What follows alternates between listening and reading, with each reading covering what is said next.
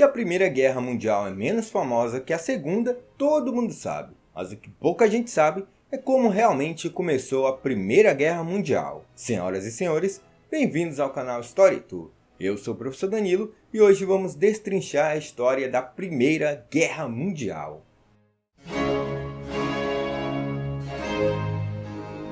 A Primeira Guerra Mundial é tida como o marco inicial do século XX, o brevíssimo século XX, como intitulou Eric Hobsbawm. Para ele, o século iniciou ali em 1914, quando começou a Primeira Guerra Mundial, e terminou em 1991, com o fim da União Soviética. Agora você imagina ser um cidadão que nasceu ali por volta de 1900 lá na Alemanha. Você vai pegar com 14 anos a Primeira Guerra Mundial, vai ver seu país ser devastado por essa guerra, vai pegar a gripe espanhola, depois vai vir a ascensão do regime nazista, aí você vai ver tudo aquilo, vai ver o Holocausto, vai sofrer com a Segunda Guerra Mundial, depois vai ter seu país dividido, vai entrar na Guerra Fria, só vai ter paz depois de 1989. Para você ver como foi barra pesada esse século XX. Mas enfim, essa Primeira Guerra Mundial, que na época não tinha o nome de Primeira Guerra Mundial, logicamente, tinha o nome de Grande Guerra. E quando ela estava para começar, se dizia ser a guerra que iria acabar com todas as guerras. Logicamente, não foi o que aconteceu. Mas assim ela vai acabar com todas as esperanças do continente europeu que se deu ali na Belle Époque, a era que se acreditava que a Europa estava no auge da civilização. No fim, ela resumidamente foi o apagar das luzes para a Europa. Outra coisa é que essa guerra vai trazer o conceito de guerra total. Na verdade, se discute muitas outras guerras que teve ao longo do século XIX, inclusive as guerras napoleônicas como guerras totais. Mas o que seria essa tal de guerra total? Antes da Primeira Guerra Mundial, o que a gente via nas guerras, principalmente ali do século XIX para trás? Os soldados iam lá para o campo de batalha, e aí com as suas arminhas, pei, os soldados morriam e estava pronto. Quando algum exército conseguia matar o máximo de soldados dos outros, a guerra acabava. Já a partir da Primeira Guerra Mundial, a gente tem esse conceito de guerra total, que é o quê? As nações elas se empenham totalmente em prol da guerra. Não é apenas o soldado que vai morrer nas batalhas, os civis também estão condenados nessa guerra. Inclusive, a Primeira e a Segunda Guerra Mundial morreu mais civis do que soldados. Outra coisa é que todo o esforço social se volta para a guerra. Então os trabalhadores vão para as fábricas para produzir armamentos, para produzir produtos que sejam elencados para a guerra. Além da economia, que esquece indústria, esquece bem-estar social, tudo vai para a guerra. Então essa guerra total envolve soldados, envolve civis, envolve a economia do país e a sociedade voltada totalmente para a guerra. E um grande exemplo disso é a Primeira Guerra Mundial. Mas afinal, por que essa guerra ocorreu? É o que eu vou te contar agora. Mas para isso, a gente tem que voltar aqui um pouquinho na história. Senta que lá vem a história. Bem, pouco antes da Primeira Guerra Mundial, a Europa estava vivendo seu apogeu, a chamada Belle Époque, que era um período de desenvolvimento econômico, tecnológico e social para a Europa. Eles passavam por um período cultural muito forte, inclusive ocorria aquelas chamadas exposições universais, que a cada 4 anos, cada país ali da Europa, cada cidade, o pessoal servia lá como se fosse uma Copa do Mundo, para a galera ir lá apresentar as suas tecnologias que eram inventadas. Nesse período, acabou surgindo o telefone, o telégrafo, o cinema, o motor a vapor, as locomotivas, o barco a vapor. Titanic é um grande exemplo aí da Belle Époque. Ele carregava toda a Belle Époque. Inclusive, ele foi um presságio do que aconteceria com a Europa pós Primeira Guerra Mundial. Mas isso eu deixo para falar em um próximo vídeo. Além disso, toda essa Belle Époque aí contribuía para uma visão europeia racista de que eles acreditavam que era o auge da civilização. E o parâmetro para isso era o desenvolvimento tecnológico. Afinal, era lá onde se encontrava a tecnologia do telefone, do cinema, da energia elétrica, do petróleo e por aí vai. Já nos outros locais que não tinham, eles consideravam atrasados. Só que tem uma questão, todo esse desenvolvimento tecnológico aí envolvia muita grana. E essa grana não vinha apenas da Europa, vinha da onde? Das colônias. E aí nós temos a primeira causa da Primeira Guerra Mundial, que é o imperialismo e o neocolonialismo. A partir ali do século XIX, as nações europeias entraram na chamada Segunda Revolução Industrial. Na Primeira Revolução Industrial você já deve ter estudado e deve saber que apenas a Inglaterra realizou a Primeira Revolução Industrial. Isso fez com que ela tivesse ampla vantagem econômica sobre as outras nações. Porém, na Segunda Revolução Industrial, a concorrência era muito maior. Além da Inglaterra, tinha a Alemanha, tinha a França, tinha a Rússia, tinha Japão fora da Europa, tinha Estados Unidos. Então, o leque aí de opções para produtos industriais era muito maior, o que ocasionava que as nações produzissem cada vez mais. E para que eles produzissem cada vez mais, eles precisavam de muita matéria-prima, de muita mão de obra barata e de muito mercado consumidor, para fazer com que seus produtos barateassem cada vez mais, para que eles vendessem mais e tivessem mais lucro. Assim, a concorrência aumentou e as nações europeias precisavam de colônias. Estava iniciado o período do imperialismo e do neocolonialismo. Aí o que acontece? Para onde que eles foram correr? Na América não dava, porque aqui na América as nações já estavam independentes, já estavam centralizadas e tinha os Estados Unidos, que queria fazer da América o seu próprio quintal. Então os Estados Unidos impôs aquela política do Big Stick e protegia a América, né? Protegia em seu próprio favor. Mas ele impediu que as nações europeias chegassem aqui na América para neocolonizar. Sem essa alternativa, as nações europeias fizeram o quê? Foram lá para a África e foram para a Ásia, que eram áreas ricas em mão de obra barata, ricas em mercado consumidor e ricas em matéria-prima. Só que tem um problema, não tinha colônias para todo mundo, não da maneira como eles queriam, né? Que quanto mais colônia tivesse, melhor para suas economias. Aí a gente vai ter a África retalhada e a Ásia retalhada entre as principais potências daquele período. Leia-se Inglaterra e França. Portugal e Espanha, que já tinham colônia por ali, continuaram com as suas colônias. Mas, em 1871, o jogo vai virar, porque a Alemanha e Itália vão entrar na parada. Principalmente a Alemanha. A Itália, coitada, nem faz questão. Eu vou falar mais aqui da Alemanha, que foi o Bambambam que surgiu aí em 1871, se unificando e acabando com aquela dicotomia que existia entre França e Inglaterra, que estavam em relativa paz naquele período. Aí, quando a Alemanha chegou, o bicho pegou. Primeiro, porque a Alemanha, além de se unificar, estava envolvida na Segunda Revolução Industrial. Só que ela precisava cada vez mais de matéria-prima, mercado consumidor e mão de obra barata. Aonde que ela encontrar? Na Ásia e na África. Quando ela chegou lá na África, o que aconteceu? Tudo já estava retalhado, tudo já estava dividido. Aí ele, não pode ser. Eu tenho que encontrar uma colônia aí para eu ter essas matérias-primas, esse mercado consumidor e essa mão de obra barata. Então, chamou lá a Inglaterra, chamou a França para negociar na chamada Conferência de Munique de 1888. Nessa conferência, o que a Alemanha ganhou? Nada.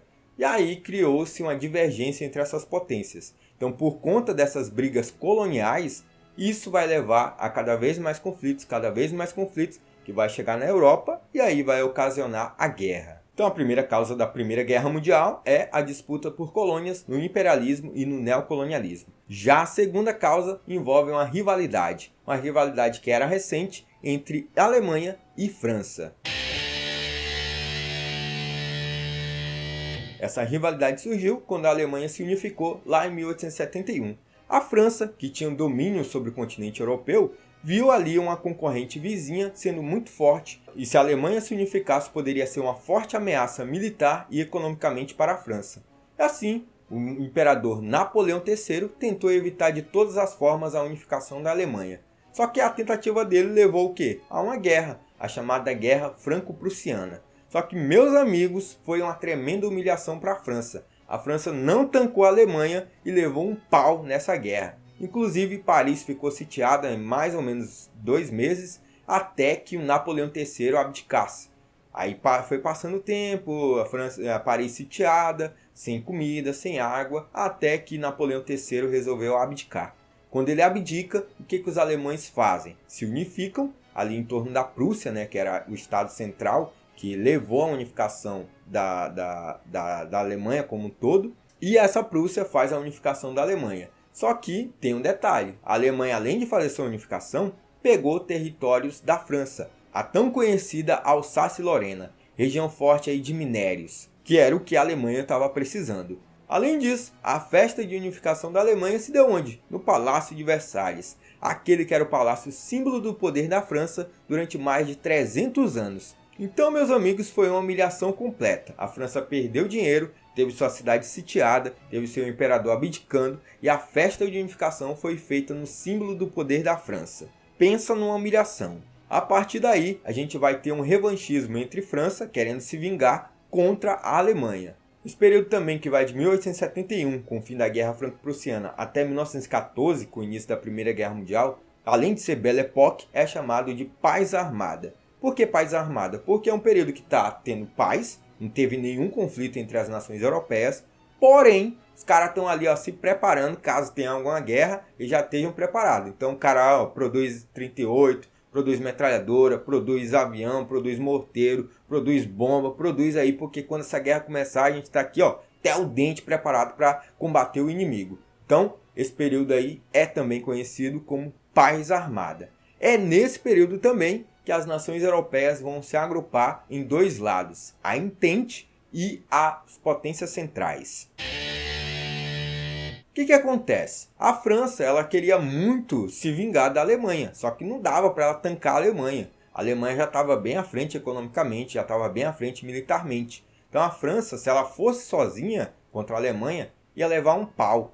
Então tem aquela questão, né? O inimigo do meu inimigo é meu amigo. Assim, a França chegou para a Inglaterra. Inglaterra, você não está tendo problemas econômicos aí com a concorrência com a Alemanha? Então, vamos se juntar aqui, vamos fazer um pacto, a chamada Entente Cordiale, e vamos nos unir contra a Alemanha. E foi o que ocorreu, essa união entre as rivais, historicamente, França e Inglaterra, contra um rival maior, no caso a Alemanha. Então na Entente a gente tem dois integrantes. O terceiro vai ser a Rússia. A Rússia vai entrar nessa parada aí por quê? Porque tinha interesse ali no Mar Negro, uma saída para o mar, e territórios ali dos Balcãs, que envolvia uma região que estava sendo muito disputada. E também tinha uma inimizade contra a Alemanha, envolvendo aí o czar Nicolau II e o William II, ou Guilherme II, o Kaiser da Alemanha. Vale lembrar que é uma guerra também que envolvia primos, né? No caso, Nicolau II da Rússia, o William II da Alemanha, ou Guilherme II, na tradução, e o George V da Inglaterra, que era primo aí, os três. Eu já fiz um vídeo falando sobre isso, está passando por aqui na tela, ou vou deixar aqui nos comentários.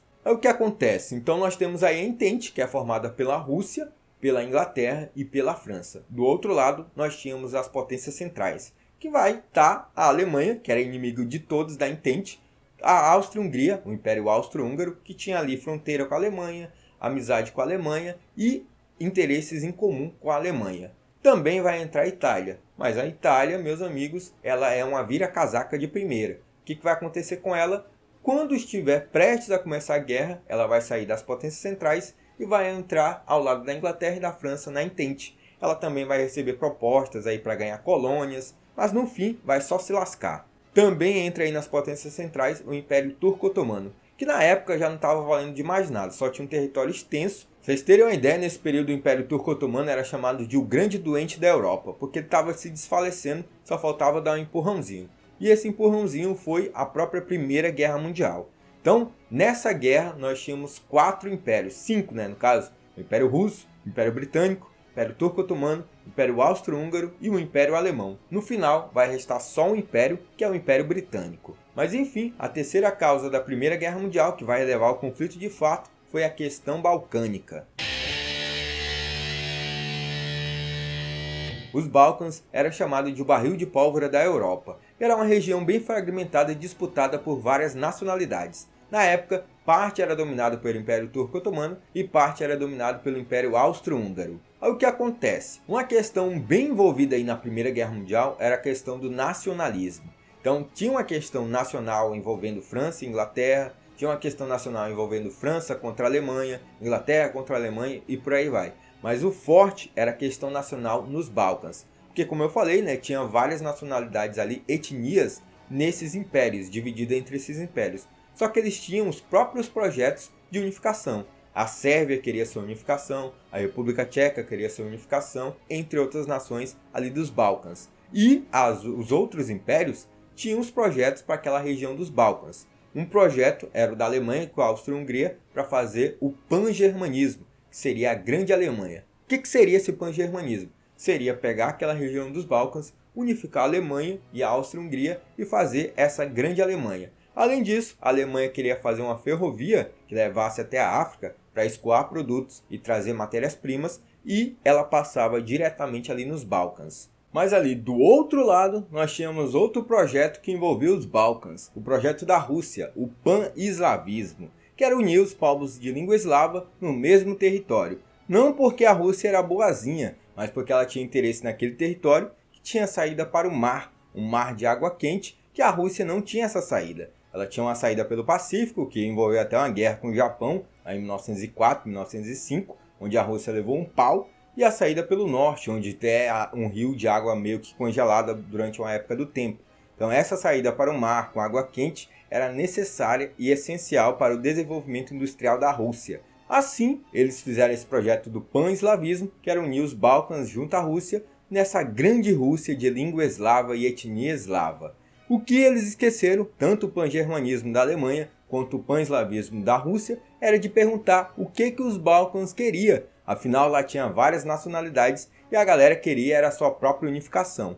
E nesse caso, envolve a Sérvia, que é onde vai ser o estopim dessa Primeira Guerra Mundial. O que acontece? Naquela época, a Sérvia estava querendo se unificar, só que ela foi anexada pela Áustria-Hungria. Naquela época, o Império Austro-Húngaro estava sendo governado pelo Francisco José I, monarca que já estava velhinho, estava com uns 84 anos, aquele que tinha sido o marido da Imperatriz Cici. Mas ele já tinha deixado um sucessor para o cargo, que era o Francisco Ferdinando, na tradução para o português. O nome dele era Franz Ferdinand, mas eu gosto mais da tradução para chamar de Chiquinho. E o Chiquinho era casado com a Sofia Chotek, que era uma nobre, mas não tinha tanta nobreza para se casar com o herdeiro do trono. Aí ele se casou por amor, ela e os filhos dele não herdariam a coroa austríaca. Ele era o herdeiro do trono, mas os filhos dele não eram herdeiros do trono. Deu para entender isso aí, né? Outra coisa é que a Sérvia tinha sido recentemente anexada à Áustria-Hungria. E a Áustria-Hungria queria mostrar força para comandar a Sérvia, já que estava tendo vários focos de resistência, principalmente por um grupo terrorista chamado Mão Negra. E esse grupo vai ser essencial para o estopim da Primeira Guerra Mundial. Daí, o Francisco Ferdinando organizou uma viagem a Sarajevo, a capital da Bósnia e Herzegovina atualmente, mas naquela época era a capital da Sérvia como um todo. Ele ia lá para ver as tropas, um desfile militar, organizar as tropas e tereréu. E ele foi lá com a mulher dele fazer essa revista aí bonitinho. O que ele não imaginava é que a galera da Mão Negra estava preparado para recebê-lo de mãos abertas, com 2 granadas na mão e 38 no bolso. Essa galera era do... Aí tá, a galera preparou um desfile militar, aí ele falou lá, eu sou bambambam, vou de carro aberto. Prepara aí que eu vou com minha esposa, com o motorista, tudo de carro aberto. Vou passar por meio da multidão, não vai pegar nada, né? Afinal, a gente está falando aqui de uma região que era o barril de pólvora da Europa. Aí beleza, até aí tudo bem. Quando ele foi lá no desfile, né, com o carro, tava lá 3 carros assim, enfileirados para ele passar. A população tava enfileirada também na rua para ver, o arquiduque do Império Austro-Húngaro, tereréu. Quando ele foi passando, os caras do Mão Negra, os terroristas, estavam tudo ali esperando. Uns com granada, uns com revólver no bolso, tudo esperando. Quando a galera do Mão Negra estava vendo ele passar, percebeu que a polícia estava de olho neles. E aí 2 saíram pela culatra, né? Foram embora. Não vai dar para jogar essa bomba agora não. E um percebeu que dava para jogar e jogou a bomba. Só que a bomba estava com disparo automático. 10 segundos para ela disparar. Aí jogou, o motorista do Francisco Ferdinando viu e acelerou. Passou por cima da bomba. A bomba acabou explodindo no carro de trás. E aí, meus amigos, foi barata voa. Todo mundo correndo, gritando. Correram atrás do cara que jogou a bomba. Ele estava preparado para não caguetar. Qual que era a preparação dele? Tinha uma cápsula de cianureto. Botou aqui na boca e correu. Aí ele estava perto de uma ponte, pulou dessa ponte no rio. Para caso ele não morresse do cianureto, morria lá na ponte. Só que, quando ele pulou, ele bateu no rio, porque estava com 10 centímetros de altura de água. Aí ele bateu a cabeça, vomitou o cianureto, foi pego pela polícia, levou uma porrada e foi para a prisão. Então não deu certo essa atrapalhada aí do terrorista. Mas sobrou um terrorista chamado Gavrilo Princip. Esse cara era meio mirrado, tinha alguns problemas, era caçoado pelos outros. E ele era muito jovem, tinha 19 anos naquele período. E ele estava lá para matar o Francisco Ferdinando. Como ele não conseguiu, ele voltou para o hotel onde estava, porque ele ia voltar para a cidade dele no dia seguinte. Até que, depois de passar daquele alvoroço, né, aquele vucu-vucu lá do atentado terrorista, Francisco Ferdinando firmou com o prefeito da cidade que ele iria novamente voltar para as ruas, para mostrar que ele era o bambambam, né? Que ele não tinha se abalado com aquele ataque terrorista. Aí ele foi lá, pegou o carro, foi passear de boa, fazer novamente uma visita ao hospital para visitar os feridos do atentado terrorista. Aí ele foi, o motorista estava lá, pegou o carro. Quando o motorista foi entrar na rua, ele entrou numa rua errada. Aí ele foi fazer uma curva, acabou batendo o carro. E do lado da batida do carro estava um café. Adivinha quem estava lá nesse café, tomando seu café numa boa? Ele mesmo, Gavrilo Príncipe. Aí, meus amigos, ele olhou assim, pô, um acidente aqui do lado, que merda é essa? Quando ele olhou esse acidente, ele viu quem estava dentro do carro. Quem é que estava dentro do carro? O Francisco Ferdinando. Ele não pensou duas vezes, pegou a arma e sacou. Pô, um tiro no Francisco Ferdinando. Pô, era um tiro para ser no prefeito da Sarajevo, só que acabou pegando na Sofia Chotek e ela morreu na hora. E o Francisco Ferdinando ainda viveu mais 30 minutos, aí bateu as botas e morreu. E assim, esse foi o estopim da Primeira Guerra Mundial. Por quê? Quando o Francisco José I, o imperador da Áustria-Hungria, ficou sabendo que o herdeiro do trono acabou sendo assassinado em Sarajevo por um grupo terrorista, menino homem desfaleceu. Ele queria porque queria saber quem mandou matar o herdeiro dele. E aí ele deu o ultimato. Se a Sérvia não aparecesse com o culpado por esse atentado terrorista, pelo assassinato do Francisco Ferdinando, a Áustria-Hungria ia declarar guerra à Sérvia. A Sérvia falou, não tem como saber, cara, pô, quem matou aí é um grupo terrorista da Mão Negra, eu não sei quem é. Aí o Francisco José I deu o ultimato, se no dia tal, às 7h99 da manhã, você não aparecer com esse culpado, vai ter guerra. O assassinato do Francisco Ferdinando ocorreu no dia 28 de junho de 1914, tido como o dia inicial da Primeira Guerra Mundial. A Sérvia, impossibilitada, não achou o culpado. Na verdade, eles sabiam, mas não levaram o culpado. E aí, sem alternativa, a Áustria-Hungria declarou guerra à Sérvia. E esse é o início da Briga de Bar, porque as alianças que foram firmadas antes da Primeira Guerra Mundial vão começar a se juntar. A Sérvia pediu auxílio da Rússia. Aí a Rússia falou, eu quero aqui o povo eslavo unido. Então, se a Áustria-Hungria declarou guerra à Sérvia, eu vou ajudar a Sérvia em prol do povo eslavo. E aí declarou guerra à Áustria-Hungria. A Alemanha, olhando isso daí, falou, declarou guerra à Áustria-Hungria, eu tenho um pacto com eles. Aqui é pan-germanismo, meu amigo. Então, declara guerra à Rússia. Aí a Rússia olhou, França, tá vendo isso aí, declarou guerra a mim. Então, me ajuda aqui. Aí é o que a França tava só esperando, né? Opa, vou lá. Declarou guerra à Alemanha e à Áustria-Hungria. Faltava quem? A Inglaterra. A Inglaterra até que titubeou. Não, pô, para com isso, bora uma paz, né? Só que quando a Alemanha foi invadir a França, ela passou pela Bélgica, que era uma nação que estava neutra. E aí, impossibilitada, chamada de covarde pela França, tereréu, a Inglaterra entrou no conflito, declarando guerra à Alemanha e à Áustria-Hungria. E foi o início da Primeira Guerra Mundial. Lembrando sempre, né, pessoal, que apesar da morte do Francisco Ferdinando ter dado o start na Primeira Guerra Mundial, não foi por conta da morte dele que a guerra ocorreu. A guerra ia ocorrer de uma forma ou de outra porque já estava montado o cenário, que era a disputa por colônias, a disputa por mercados, a disputa por territórios ali da Europa e fora da Europa, as questões nacionais, as questões de rivalidade. Então já estava tudo montado, faltava apenas uma desculpa. Qual que foi a desculpa? O assassinato do Francisco Ferdinando, e isso levou ao acionamento das alianças, explodindo na guerra. Naquele início, todo mundo foi para a guerra muito excitado, porque tinha as questões de nacionalismo que foram alimentadas durante décadas e décadas, principalmente entre França e Inglaterra. Então a galera foi de bom grado, vamos meter a peia nesse alemão safado, do outro lado vamos meter a peia nesse francês safado. Então a galera foi com entusiasmo para essa guerra. Só que ao longo dos 4 anos, o entusiasmo foi acabando, até que a luz da Europa desligou. Vale lembrar que apesar de quase todas as batalhas ocorrerem ali na Europa e as principais potências envolvidas serem europeias, ela tem esse nome de Guerra Mundial porque envolvia vários assuntos além da Europa, principalmente por conta dessas colônias que foi uma das causas da guerra. Além disso, direta ou indiretamente, 28 países participaram desse conflito. Vale lembrar também que essa guerra ela se desenvolve no contexto da Segunda Revolução Industrial. Então tudo que era feito de produtos para melhorar a vida humana, a comodidade da vida humana, foi utilizada na guerra para tentar matar o máximo de inimigo possível. Como assim? Presta atenção.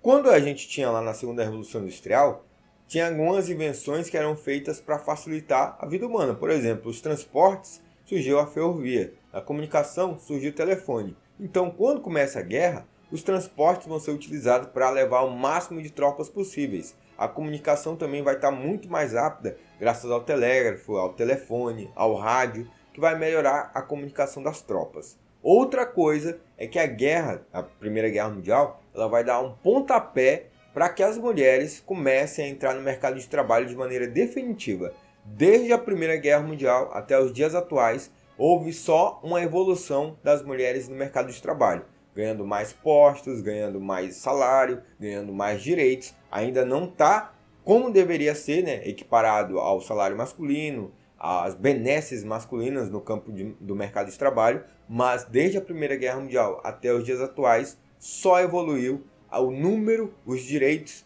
e a remuneração das mulheres no mercado de trabalho. Outra coisa também é que a Primeira Guerra Mundial ela também deu um pontapé para que as mulheres começassem a votar e serem votadas no campo da política. A primeira nação que vai dar o direito de dar, né, entre aspas, o direito de voto feminino é a União Soviética após a Revolução. E depois, várias outras nações vão adotar o voto feminino como prática. Dito isso, vamos falar das fases da Primeira Guerra Mundial. Primeira coisa é que a Primeira Guerra Mundial ela tem duas fases bem definidas. A primeira fase é a chamada Guerra de Movimento, que ela se deu ali no início do conflito, no ano de 1914. Só que em novembro de 1914, a guerra começa a mudar para a segunda fase, que é a mais memorável, a mais lembrada. Todo filme de Primeira Guerra Mundial aparece uma cena nela, que é as trincheiras. Então a segunda fase é a Guerra de Trincheiras. E essa segunda fase vai ser a mais longa do conflito, que ela vai rolar de 1915 até o final, em 1918. Mas começamos falando aqui sobre a Guerra de Movimento. Essa guerra de movimento era nada mais, nada menos do que os exércitos pegarem e tentarem invadir o território inimigo. E isso aconteceu em duas frentes. A gente tinha duas frentes bem definidas aí na Primeira Guerra Mundial. A primeira frente ela se dava no ocidente, ali na fronteira da Alemanha com a França, e a segunda frente ela se dava em uma frente longuíssima, mas basicamente era na fronteira da Alemanha com a Rússia. Não é fronteira, né? Mas eu estou falando naquela zona ali onde Rússia e Alemanha se enfrentavam. Também a Áustria-Hungria estava naquele bolo. E essa guerra de movimento, quem vai ter as primeiras iniciativas é a Alemanha, porque ela estava com um exército dividido entre dois frontes, um fronte ocidental contra a França e o fronte oriental contra a Rússia. Então ela queria adotar uma estratégia que era derrotar a França o mais rápido possível para voltar o seu exército total contra a Rússia. E no início até que deu certo, porque ela colocou uma frente defensiva contra a Rússia, e a Rússia, coitada, ela não tinha armamento, a Rússia não tinha mantimento, a Rússia não tinha soldados treinados, mas ela tinha o quê? Soldado para morrer. Dizem que a Rússia tinha uma tática que era mais ou menos assim, ia 3 soldados, aí um ia com a arma, o outro ficava aqui com a munição, e o outro esperava o primeiro morrer para o segundo pegar a arma dele e ele pegar a munição. Aí quando o segundo morresse, ele pegava a arma dele e ia morrer também. Que era mais ou menos assim. Uma hora a Rússia estava apanhando e a outra hora ela estava levando peia nessa frente oriental aí contra a Alemanha. Eu não suporto mais o que estão fazendo comigo.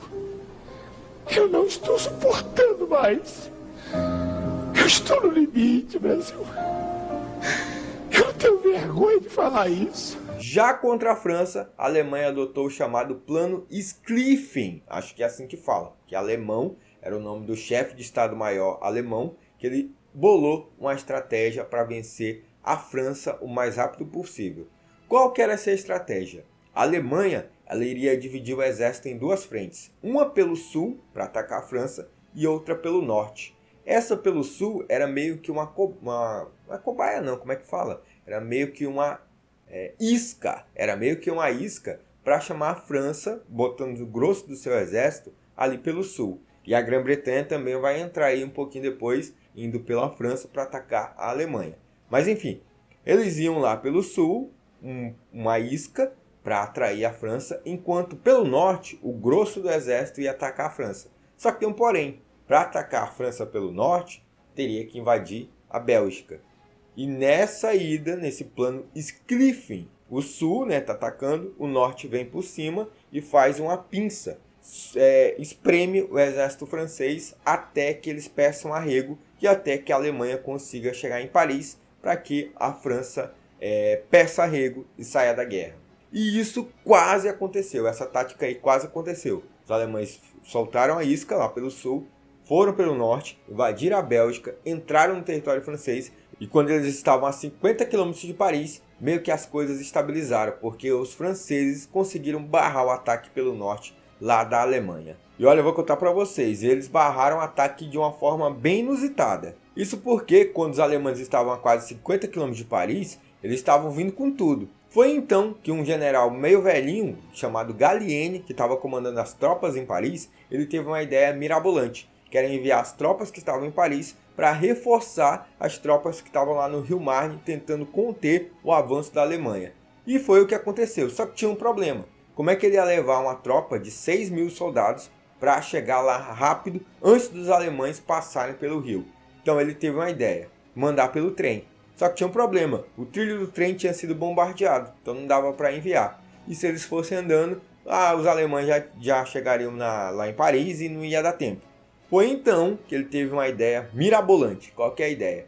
Pegar o maior número de táxis que estavam por ali em Paris, colocar os soldados dentro e enviá-los para o fronte de batalha. E foi o que aconteceu. O cara passou a madrugada inteira enfiando soldados lá nos táxis. Um grupo de 600 táxis enviou em torno de 4.000 soldados para o campo de batalha. Dava 6 ou 7 soldados enfiados tudo ali dentro do táxi. E naquela época os carros eram bem pequenininhos e o motor também não era muito potente. Então demorou um pouquinho para que eles chegassem lá no campo de batalha. Só que deu certo. Esse grupo de soldados que chegou através dos táxis conseguiram barrar o avanço alemão e Paris foi salva, a França como todo foi salva de ser derrotada logo no início da guerra.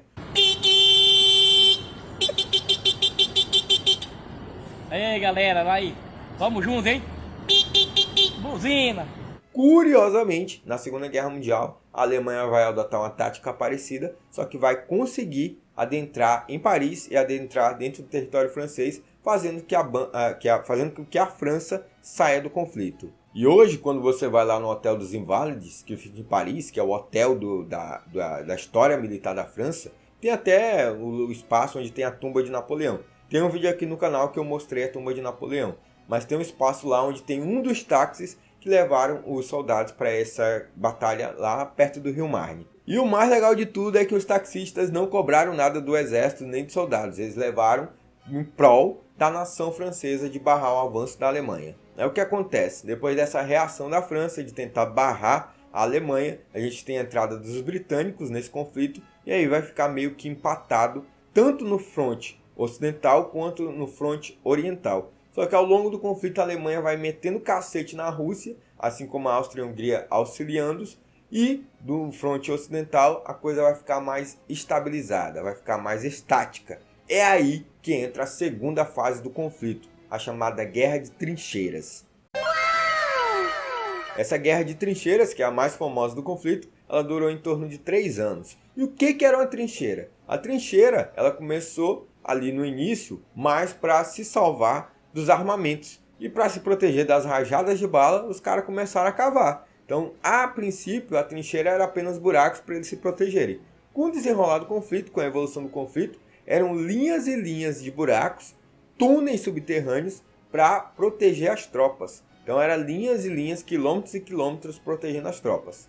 E ali próximo, eles botavam nessa trincheira, eram buracos, aí depois foram botando madeira para proteger, faziam túneis bem feitos, depois sacos de areia em cima para também proteger, e na frente desse saco de areia a gente tinha os arames. A partir daí começava a chamada Terra de Ninguém, que era onde rolavam os conflitos. Essas terras de ninguém, dependendo da trincheira, tinha uma distância de uns 500 metros, 200, até 50 metros, tinha trincheiras dessa forma.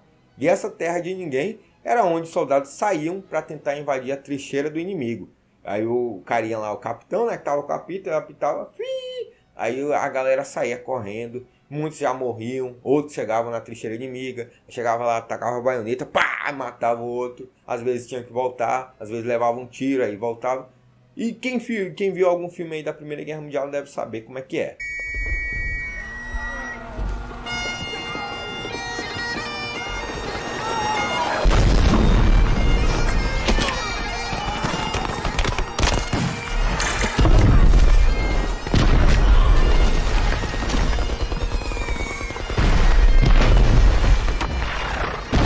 Apesar da guerra de trincheira ser uma guerra estática, rolou baixas assustadoras. Era gente morrendo igual moedor de carne.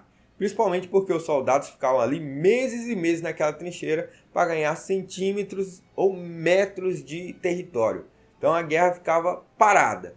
Só que o soldado tinha que sofrer durante aquele período que ele estava dentro da trincheira. Então ele tinha que ver o coleguinha morrendo, ele tinha que ver o coleguinha putrefando ao lado dele. Tinha os ratos chegando para comer cadáver, para comer a comida dos soldados, a comida faltava. Tinha as doenças que se proliferavam, tipo piolho, o próprio rato trazia doenças. O trauma dos soldados ouvirem dia e noite rajada de bala, era bomba, de ver o coleguinha morrer. Então eles sofriam verdadeiros traumas de estar ali na trincheira. Doenças famosas, a gente tem a febre da trincheira, tem a febre tifoide. Tem o pé de trincheira, que era porque os soldados ficavam muito tempo com o pé ali na trincheira alagada, e isso dava uma infecção por fungos no pé. O pé dele ficava meio esbranquiçado, meio duro, e era terrível as condições de vida dentro das trincheiras. E os soldados só foram para a trincheira porque as armas estavam muito evoluídas, principalmente a metralhadora. E é sobre isso que a gente vai falar agora, sobre os armamentos que foram utilizados de maneira inédita durante essa Primeira Guerra Mundial. Os confrontos da Primeira Guerra Mundial se dão no contexto do avanço tecnológico da Segunda Revolução Industrial, e isso vai atingir também os armamentos. E tem um armamento aí que vai mudar a guerra de vez, que é a metralhadora.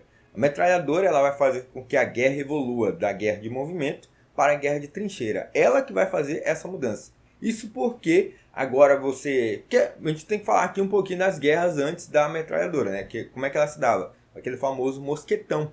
Que as tropas iam, aí se encontrava, aí tinha aquela barreira de artilharia para dar o tiro com o mosquetão. Como é que o mosquetão funcionava? Pegava lá a arma, aí botava pólvora, botava outra, aí botava bolinha, aí batia, aí... Então era mais ou menos desse jeito. O mosquetão, aí fazia aquela fumaça doida. Quem já viu o filme aí da Guerra Napoleônica, ou aquele O Patriota, era mais ou menos daquele jeito.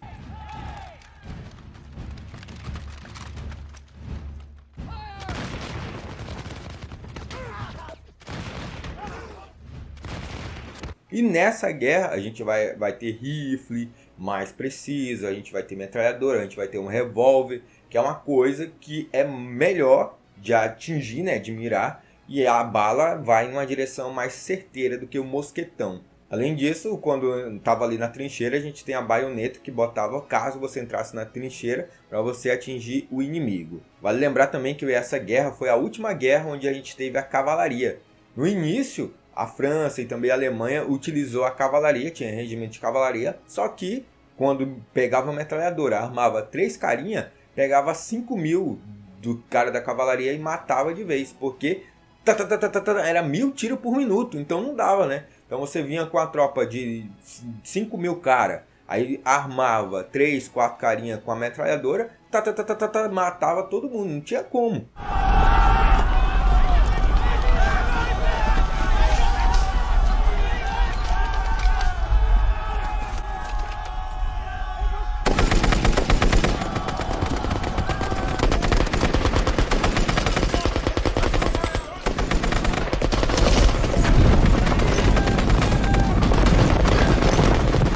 Então essa guerra, a metralhadora, vai mudar a guerra, porque agora você tem que se proteger. Como é que você se protege? Um saco de areia na frente, fazendo buraco, para ficar protegido aí da metralhadora que ela pegava todo mundo de vez. Outro armamento, dessa vez inédito, que a gente vai ter aí na Primeira Guerra Mundial é o blindado, né? O famoso tanque, o tanque de guerra. Ele vai aparecer pela primeira vez em 1917 ele foi uma invenção britânica. Ele vai aparecer porque era necessário movimentar as tropas. Então, para proteger as tropas, colocava o tanque na frente e as tropas iam atrás.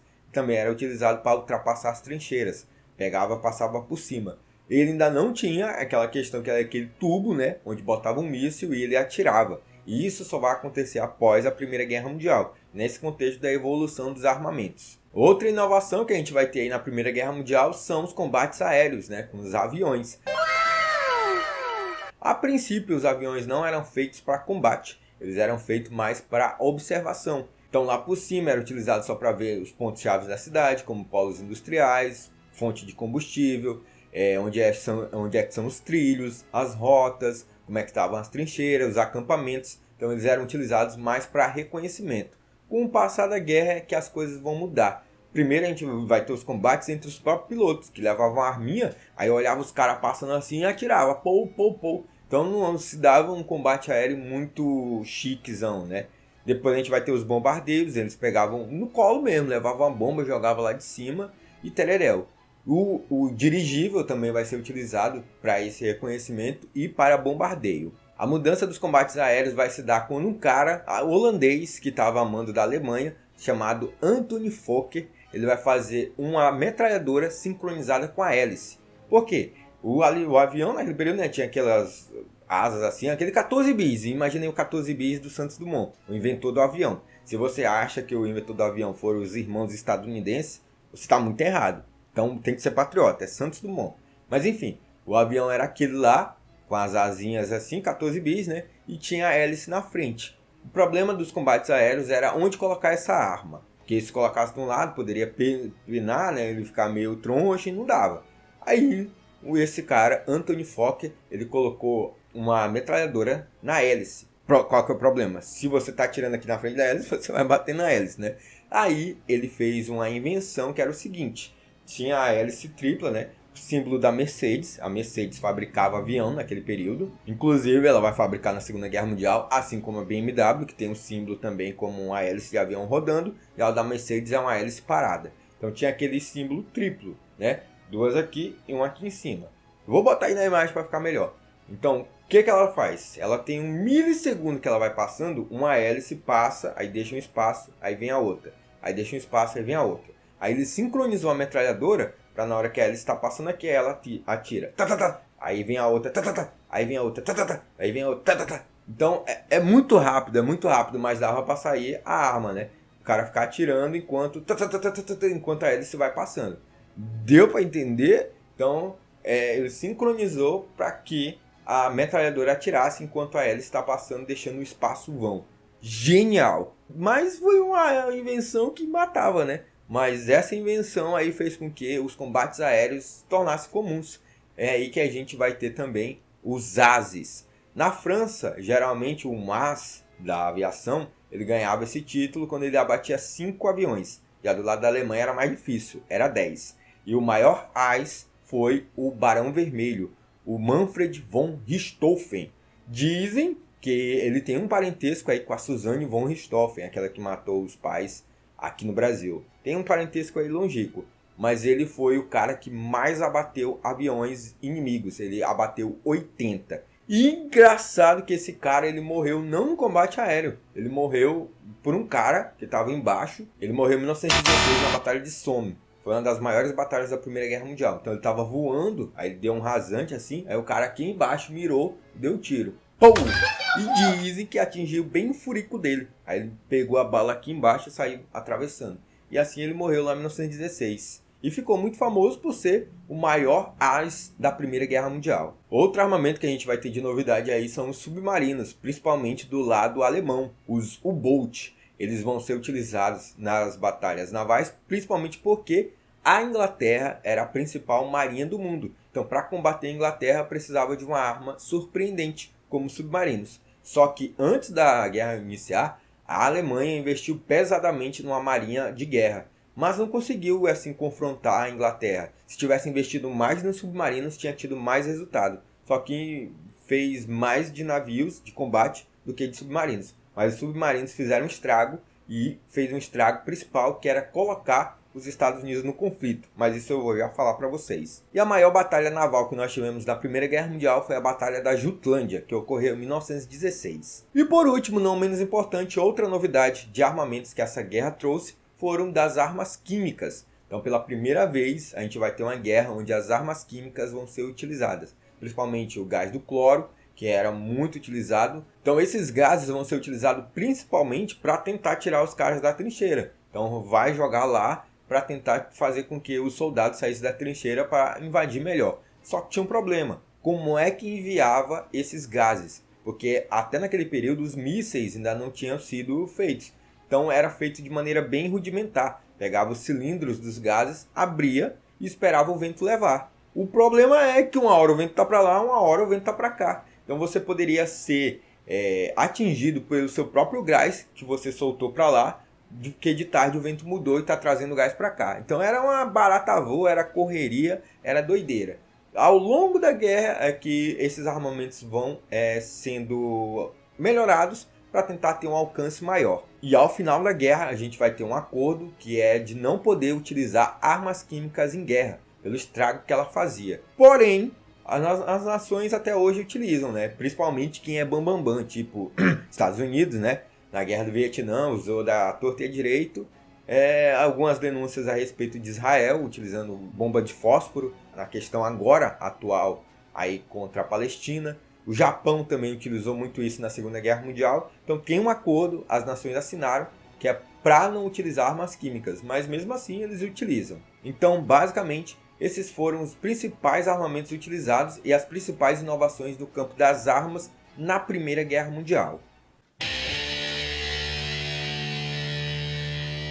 Bem, como eu falei para vocês, depois que a Guerra de Trincheira iniciou, a guerra meio que ficou empatada lá no fronte ocidental. Nem a Alemanha conseguia invadir a França e nem a França e a Grã-Bretanha, né? Porque a Grã-Bretanha entrou ao lado da França ali contra a Alemanha, conseguia invadir a Alemanha. Já do outro lado, a Alemanha conseguia vitórias acachapantes em cima da Rússia. Isso porque a Rússia, em questão de indústria, era muito menor do que a Alemanha, mesmo tendo matéria-prima adoidada e tendo inúmeros soldados maiores do que a Alemanha. Só que a falta de armamento, falta de comida, falta de preparação para essa guerra levou a cada vez mais derrotas acachapantes para a Alemanha. Até que chega o ano de 1917, o ano que vai mudar a guerra de vez e vai levar para o seu fim. Logo ali no início de 1917, a gente vai ter as primeiras falas em torno da paz e do fim do conflito.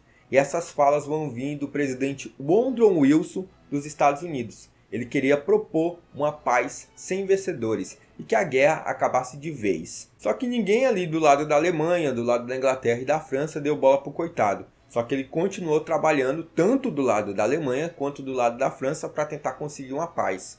E em março, abril de 1917, vai ocorrer uma mudança drástica. O que vai acontecer? A Alemanha, com os seus submarinos, estava utilizando os submarinos para tentar bombardear todo o suprimento que chegasse das colônias para a Inglaterra, para tentar fazer com que a Inglaterra se enfraquecesse. E também abatia os navios ingleses. Com esses navios chegando, esses navios que chegavam para a Inglaterra com mantimentos, com armamentos, entre outras coisas, também eram de outras nações. Uma dessas nações era os Estados Unidos. Os Estados Unidos, vai lembrar, vai ser o país que mais o país que mais lucrou com a Primeira Guerra Mundial. Porque enquanto os caras estavam lá com o soldadinho, pay, os Estados Unidos estavam só mandando pix a empréstimos. E também vendendo alimentos, vendendo armas, vendendo munição. Tanto para a Inglaterra, tanto para a França, quanto para a Áustria, quanto para a Alemanha. Pix caiu, os Estados Unidos enviavam. Então ele vai lucrar muito com essa guerra. Mas a bagaça tá no bolso e tá gostoso. Tomando lado, curtindo um bagulho novo. E a Alemanha vai fazer o seguinte, ela vai abater, vai com seus submarinos, vai abater um navio estadunidense. E esse navio vai afundar, os Estados Unidos vai dizer o seguinte, olha, o navio tinha civis. E a Alemanha atingiu esse navio, o navio afundou, matou os civis. Agora a gente quer uma vingança. Então nós vamos entrar nessa guerra e essa guerra vai ser contra a Alemanha. E esse motivo de abater o navio americano com civis é que vai levar a entrada dos Estados Unidos para esse conflito. Dizem a boca pequena que os Estados Unidos, como estava fazendo muito empréstimo, muita venda para a Inglaterra e França, também estava percebendo que a Rússia, saindo da guerra, a Alemanha ia voltar todos os seus soldados para combater lá no lado ocidental e poderia vencer a Inglaterra e a França, o que levaria ao não pagamento da França e da Inglaterra as dívidas com os Estados Unidos. Então, para proteger os seus investimentos, os Estados Unidos entrou aí ao lado da Entente contra a Alemanha. Para piorar a situação da Alemanha, porque ela poderia só mandar, sim, foi mal, tava doidão, abati teu navio, mas desculpa aí. Mas um general chamado Zimmermann, da Alemanha, enviou um telegrama para o México falando o seguinte, chamando eles para a guerra. Falando, ó México, se tu entrar na guerra ao lado para invadir os Estados Unidos, eu te apoio com armamento, com soldados. Entra nessa guerra aí para bater os Estados Unidos que nós estamos juntos.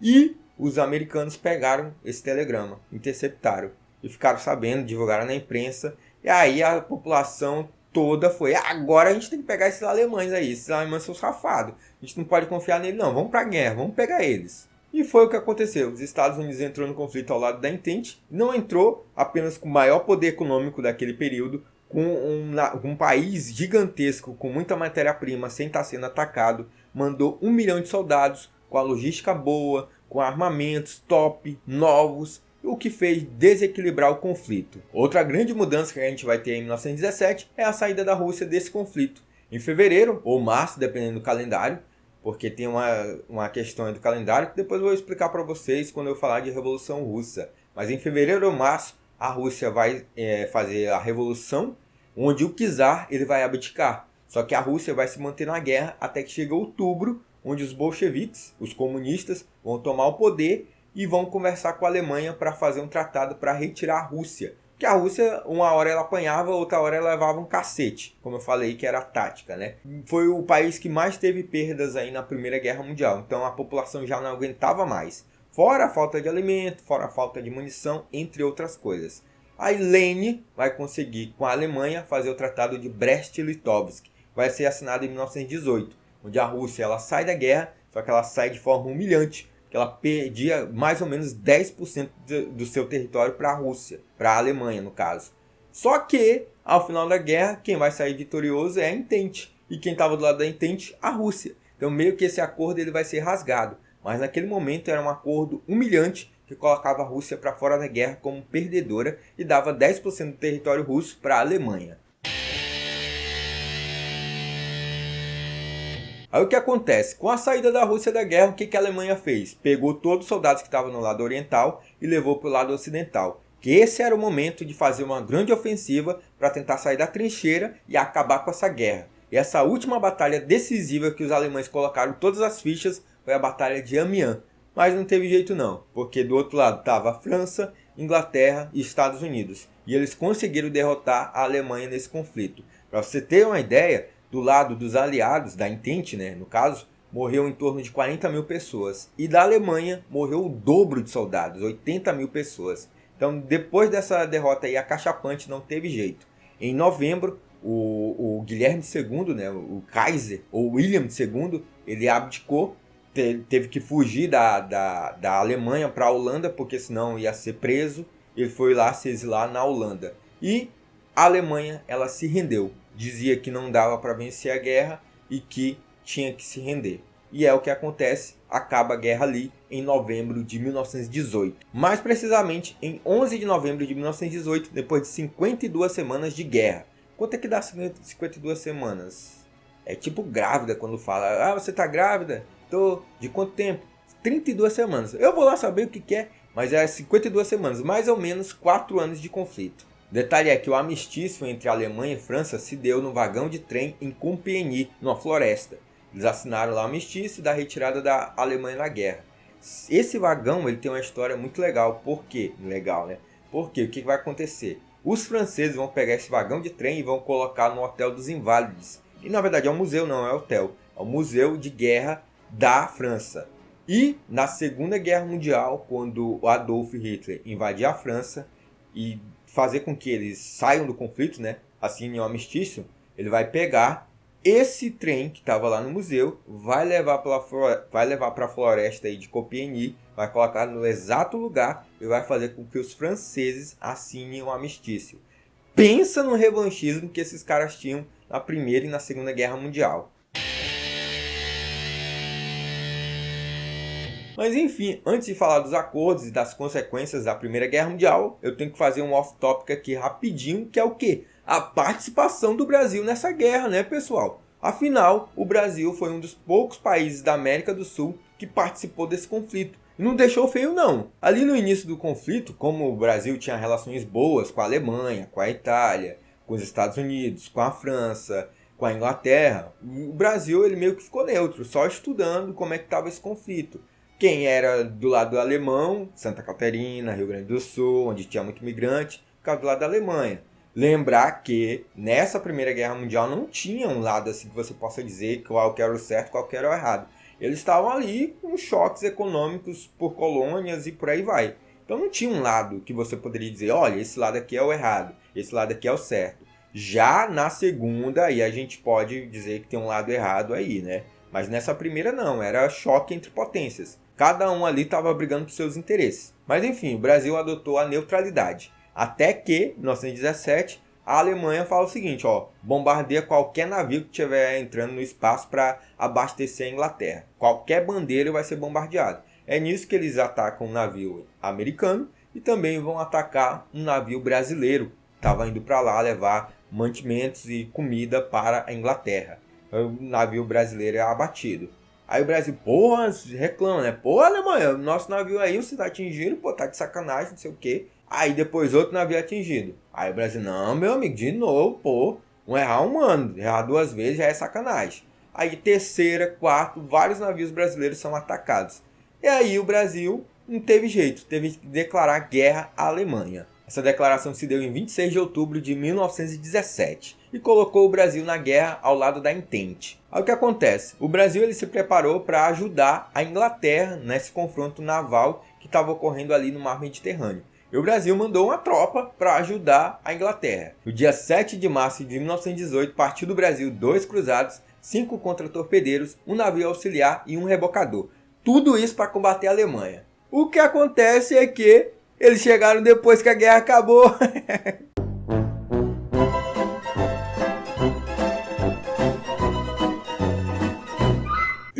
Não, sacanagem, não é porque quando eles foram, eles acabaram pegando gripe espanhola. Aí tiveram que parar lá na costa da África para se curar e esperar a doença passar, né? Para não levar o vírus. Aí os caras ficaram lá. Quando eles melhoraram, chegaram em novembro de 1918, quando a Alemanha tinha assinado o armistício. Então não adiantou de nada. A frota brasileira que ia para o combate não chegou a tempo da guerra, porque se chegasse, a Alemanha ia pedir na hora a paz, porque Brasil é Brasil, né, meu amigo? Aqui ninguém tanca nós. Brasil! O Brasil também participou enviando mais de 80 médicos aí para o conflito, e esses chegaram a tempo de socorrer o pessoal lá.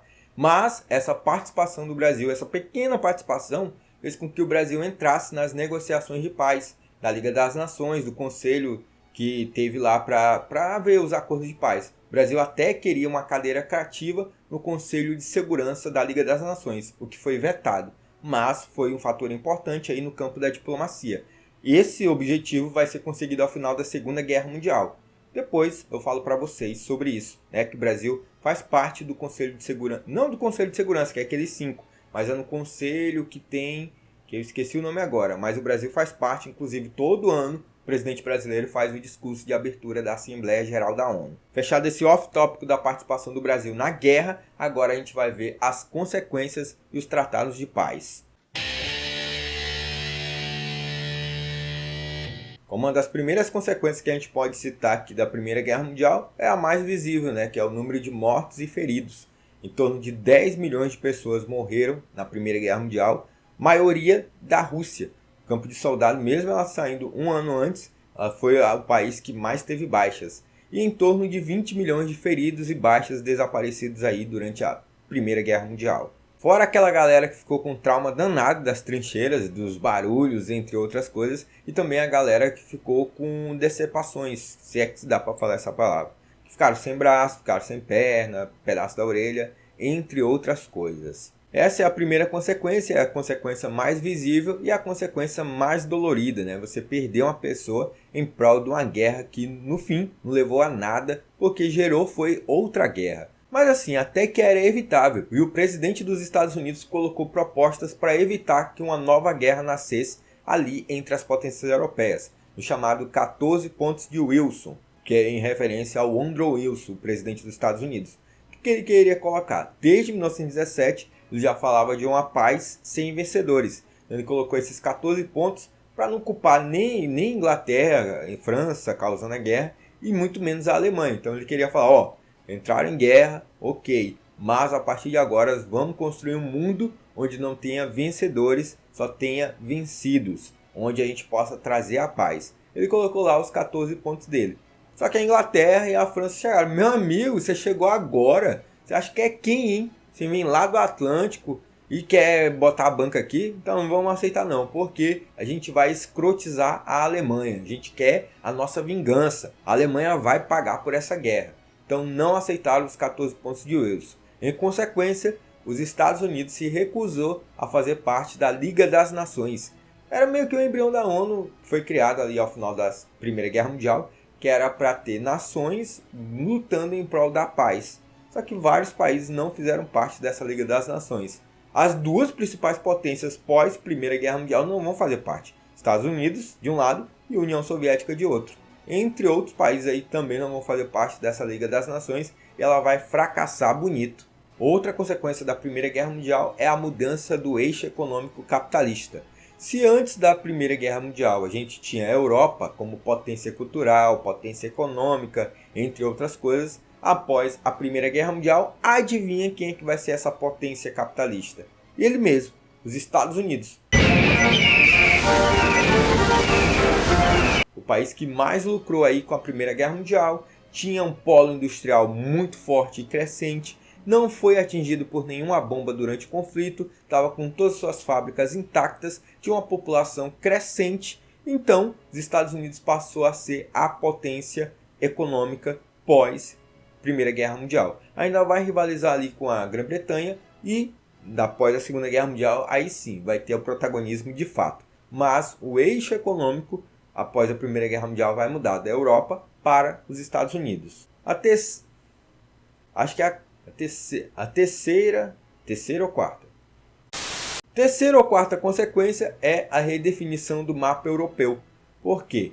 A Primeira Guerra Mundial, uma das causas foi principalmente a busca por território, a disputa por territórios. E ela vai acabar com 4 impérios. O Império Austro-Húngaro, o Império Russo, já falei, Turco-Otomano e o Império Alemão. Então a gente vai ter aí vários países surgindo, os países tampões. Um deles é a Polônia, vai surgir após a Primeira Guerra Mundial, tomando o território da Alemanha. A Alemanha vai perder territórios porque ela vai ter o chamado Corredor Polonês, onde vai dividir a Alemanha, a região ali da Alemanha, e Danzig, que era um porto dividido por esse Corredor Polonês.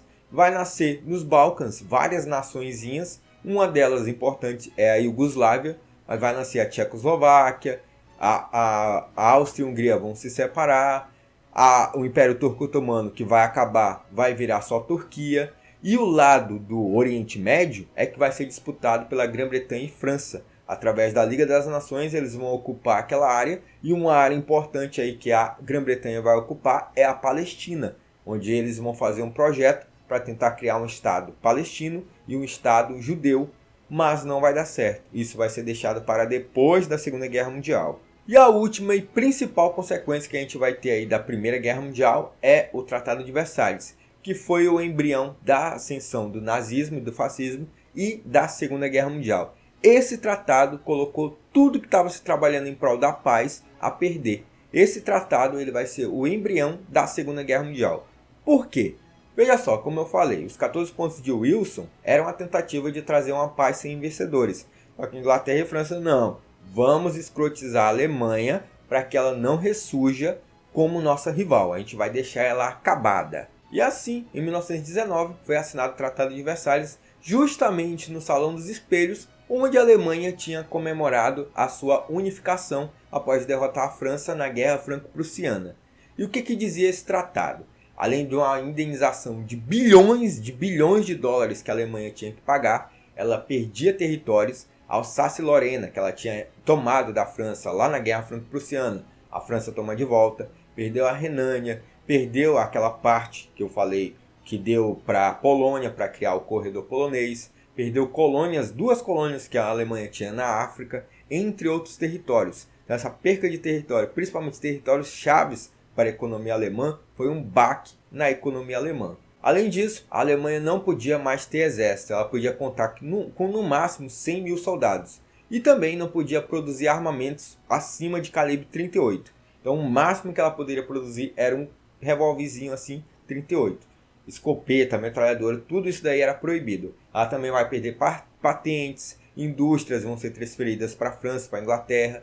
Tudo isso aí para dar um baque tremendo na economia alemã. Fora isso, como o rei abdicou, o Guilherme II, pelo Tratado de Versalhes vai ser imposto que a Alemanha não pode ser mais um império, ela passa a ser uma república, a chamada República de Weimar. E a república no início ali é uma confusão. Vários partidos surgindo, vários partidos brigando, que vai levar a uma crise política tremenda. Então esse tratado, lá no Tratado de Versalhes, para a Alemanha, foi um baque na economia, com a perca de territórios, com a indenização que tinha que pagar, que era uma indenização caríssima, também com a perca de patentes, com a produção que foi reduzida. Foi um baque econômico tremendo que vai gerar uma crise devastadora. Outra coisa, foi uma ferida no orgulho alemão, já que ele se considerava o primeiro soldado, depois cidadão, já que não podia mais ter exército, não podia mais produzir armas. Então foi um orgulho, além da humilhação que foi pagar as indenizações. E a terceira coisa é que vai ser uma ferida política para a Alemanha, onde vai criar uma briga nessa república imposta,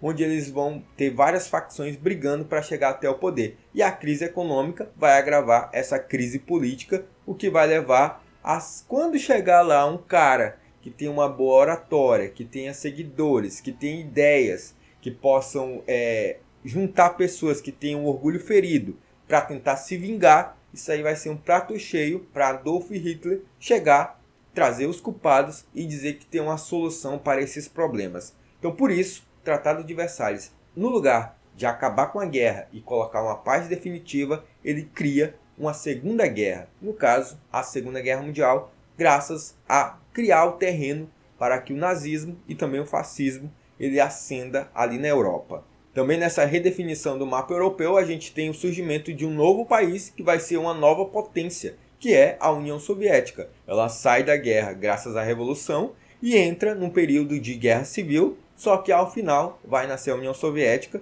um grande país em que vai se tornar potência, primeiro militar, depois econômica, para brigar ali com as nações europeias e também com os Estados Unidos, lá após a Segunda Guerra Mundial, na chamada Guerra Fria.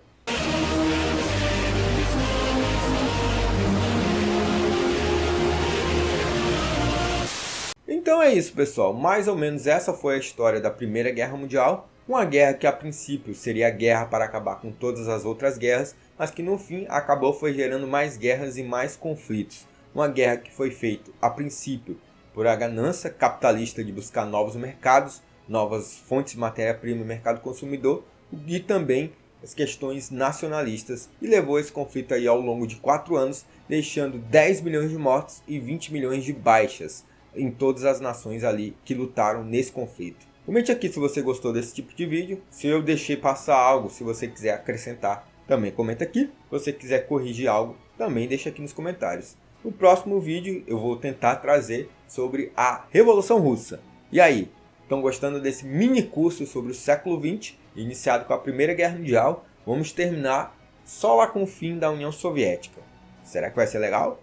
Outra coisa, se você não é inscrito, se inscreva. Se você não deixou o joinha, deixe o joinha. E se você não é membro, considere ser membro do canal. Dito isso, falou!